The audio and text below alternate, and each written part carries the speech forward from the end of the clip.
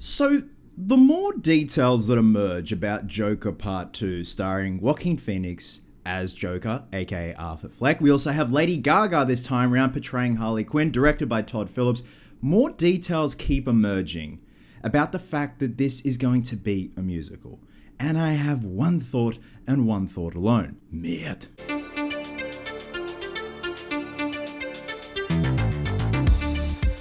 Hey guys, welcome back to a brand new video here on the channel. Just a quick little video to jump in and give my thoughts and an update on Joker Part 2 that is due out in October this year, and just some more details that are emerging about the quote-unquote musical aspects that are going to be going on in this film. Now, I'm going to be referencing an article from Variety, but first and foremost, the quote that there are going to be 15 musical renditions in this film and some set pieces featuring a musical number. So, my first thought is, why? You had it so good. You got the formula so right with the first Joker.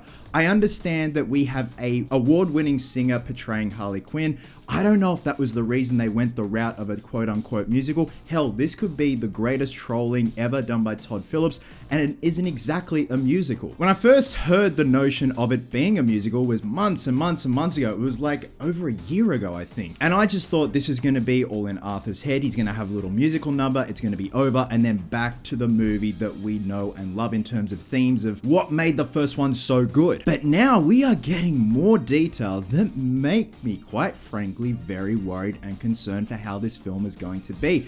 But I also have hope because I feel like Joaquin Phoenix isn't the type to sign on to something that he doesn't think is going to be good. He has very high standards. He's never done a sequel before in terms of his films. This is the first time he's done a sequel off the top of my head. And I'm hoping it's one of those things where Todd Phillips has the mentality of, guys, trust me, just go with it. You are going to love it in the end. And I understand for the remake of A Star Is Born, starring and directed by Bradley Cooper, also featuring Lady Gaga, that they had to go the musical route because music plays a big part in the storyline of A Star Is Born. But in terms of Joker, just because you have Lady Gaga portraying Harley Quinn doesn't mean you need to have the inclusion of music. Or again, this could be all for nothing and it's actually gonna really work for the film. But when you hear the quote, 15 musical renditions, that is pretty much an entire musical in a feature film like Annie. So the article from Variety goes on to say, the Joker and Harley Quinn are set to serenade audiences in Joker Folle Dias.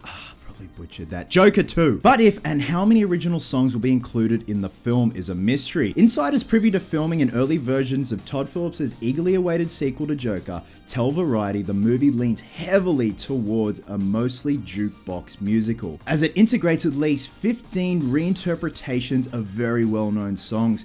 One is said to be That's Entertainment from the 1953 musical The Bandwagon, famously associated with Julie Garden. However, there is a door open for an original song or two to be added to the final version. Details regarding who would pen the tracks or sing the numbers are unknown. Well, I wonder who. We do know, according to sources, I'm not going to butcher that name, but the lady that won the Oscar for Joker in terms of the score. The Oscar-winning composer for the first Joker film is said to infuse her distinctive, haunting music cues into each number. Warner Brothers declined to comment. Wonder why. So like I said, this gives me a couple of thoughts. Is it going to be one of those things where it's all in Arthur's head, it's all in Dr. Harleen Quinzel's head, and they're just little glimpses, or are they actually going to be in the real world, in reality, and just break into song and dance, a musical number? The residents and the citizens of Gotham all join in for a dance-off? I don't fucking know. But it's really confusing and really concerning at the same time when the first Joker was the complete opposite of this description. Like, I understand that Joker and Harley are gonna fall in love, and it could be one of those things where they have a nice little musical number together if it was just a one-off and that's it, and we get back to what made the first Joker so good in terms of how this is gonna play out in the second. All for it. But 15 reinterpretations. That is a lot, man. That's a lot of song. Again, when it all comes down to it, I'm hoping that Joaquin Phoenix read the script and go, this is different, but people will get it when it comes out. And the same goes for Todd Phillips. I have a feeling he wouldn't just create a musical just for the sake of creating a musical. I mean, do you have a death wish? Some people have been on board with it straight away. It's different, I get it, but at the same time, Don't break the formula that made the first one so good. If it ain't broke, don't fix it. Or if it ain't broke, don't fucking sing it. It's gonna be interesting to see what the teaser trailer or the first official trailer is gonna show us. If it's gonna show us any of these musical numbers. Apparently a trailer is due out soon and they're cutting it pretty fine. Like the film's due out in October and all we've seen is just a couple of stills of Joaquin and Lady Gaga together. And they do look great together. I'm interested to see her portrayal of Harley Quinn. I think she'll do a great job. She's a wonderful performer.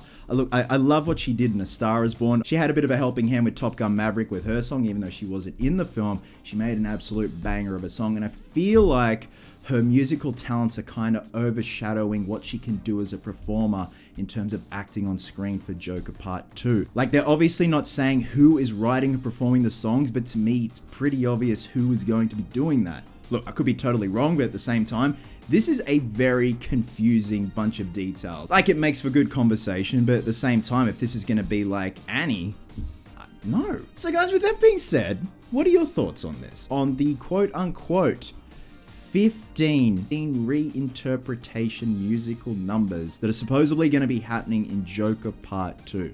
Again, this could be the greatest bit of trolling of all time by Todd Phillips and co. Or we're in for a musical with Joker and Harley Quinn. Great. Love you guts, and I'll catch you in the next one.